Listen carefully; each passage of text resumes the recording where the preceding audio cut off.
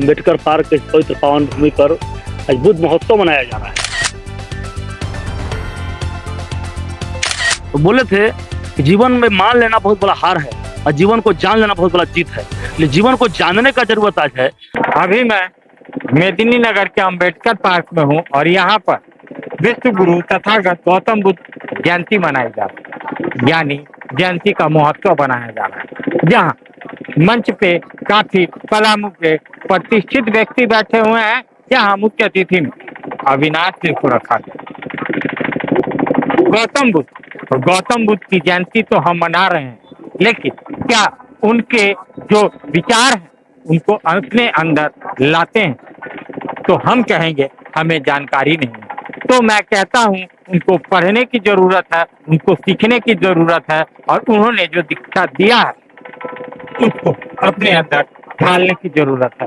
जैसा कि कहा जाता था कि भगवान की, जैसा कि उन्होंने कहा था कि इस दुनिया में भगवान नहीं है, जो है वो आप हैं और आपके अंदर सब कुछ है।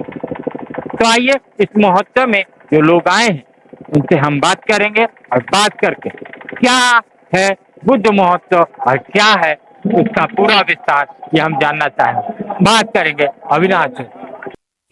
आज बुद्ध पूर्णिमा धूमधाम से पलामू में मनाई जा रही है। अविनाश जी, दोस्तों, आज बुद्ध पूर्णिमा के इस पावन अवसर पर अम्बेडकर पार्क के इस पवित्र पावन भूमि पर आज बुद्ध महोत्सव मनाया जा रहा है। और बुद्ध महोत्सव में तमाम हमारे विचारधारा के मानने वाले लोग, सभी लोग यहाँ मौजूद हैं। और आप देख रहे होंगे कि लोग मेडिकल सेवा, भोजन की व्यवस्था तमाम लोग अपनी सुविधा से किए हुए हैं, ताकि ये महोत्सव में लोग जाने और समझे और सीखे हम सब एक हैं। हम जिस तथागत भगवान बुद्ध के जीवन से हमको प्रेरणा लेना चाहिए। को कितना संघर्ष किए होंगे, कितना वो अंधविश्वास से लड़े होंगे। उस जमाने में कोई टेक्नोलॉजी नहीं था, इसके बावजूद भी वो हर कला में निपुण रहे। वो वेद से लेके सब कुछ सीखे, युद्ध कला भी सीखे हुए और संदेश दिए कि बुद्धम शरणम गच्छामि, संघम शरणम गच्छामि, ठीक है, बौद्धम शरणम गच्छामि। जो उनका जो श्लोक था, जो उनका जो सिद्धांत था, सिद्धांत पर हम सबको चलने का जरूरत है, मानने का जरूरत, समझने का जरूरत है। तो बोले थे कि जीवन में मान लेना बहुत बड़ा हार है और जीवन को जान लेना बहुत बड़ा जीत है। इसलिए जीवन को जानने का जरूरत आज है। आज लोग सभी यहाँ मौजूद हैं। तो मंच पर तमाम जो हमारे साथी बैठे हुए हैं सभी बहुत ही बुद्धिजीवी हैं और अपनी बात को बड़ी तन्मयता से रख रहे हैं। और लोगों में बुद्ध के विचार को, हमारे बाबा साहब के विचार को जनमानस जन जन तक कैसे पहुंचे, लेकिन संकल्पित लोग हो रहे हैं। हमारे क्या महिला, क्या पुरुष, क्या बच्चे, ढोंग आडंबर को लोग परित्याग कर रहे हैं और लोग संकल्प ले रहे हैं कि हम कैसे बुद्ध के विचार को, भगवान बुद्ध के विचार को जनमानस तक कैसे पहुंचा पाएंगे। यही महोत्सव के साथ आज बुद्ध महोत्सव हम सब मिलकर मना रहे हैं। धन्यवाद। आज पलामू में बुद्ध महोत्सव मनाया जा रहा है, क्या कहना चाहेंगे? आज पलामू में बौद्ध महोत्सव मनाया जा रहा है।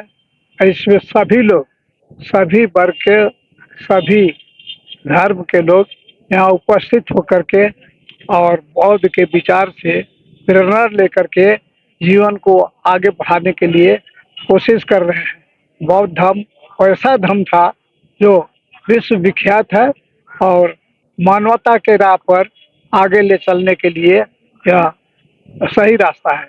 बुद्ध ने जो ज्ञान दिया, संदेश दिया, लोगों को आडंबर से मुक्त होने के लिए, आडंबर को नहीं मानने के लिए, प्रकृति के अनुसार चलने के लिए, वैज्ञानिक तरीका से चलने के लिए, ये सब बात बुद्ध ने बताया।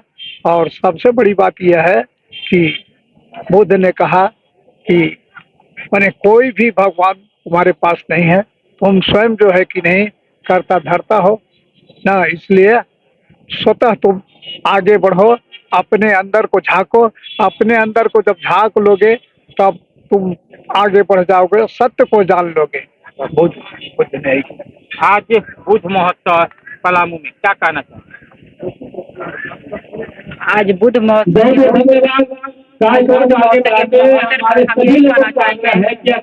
हम लोग जो पहले पाखंडवाद की पहले जकड़ी हुई थी, तो आज हमें बहुत अपनाने की जरूरत है और इसको ज्यादा से ज्यादा समझने की जरूरत है। बहुत बहुत आपका चैनल में स्वागत सर। आज हम लोग बुद्ध महोत्सव जयंती मना रहे हैं, क्योंकि तथागत बुद्ध जब बौद्ध भिक्षु संघ बनाए थे तो साथ में महिलाओं को भी लेकर के चले थे। और राष्ट्रपिता महात्मा ज्योतिबा राव फुले जब सत्य शोधक समाज का गठन किए तो साथ में माता सावित्रीबाई फुले को भी पढ़ा करके महिलाओं को समक्ष उन्होंने खड़ा किया, जो हम महिलाओं को अहम भूमिका पढ़ाने में निभाई। और डॉक्टर BR अम्बेडकर साहब तमाम महापुरुषों को इतिहास को जानते हुए हम महिलाओं को पुरुषों के बराबरी सामान्य हक अधिकार दिए।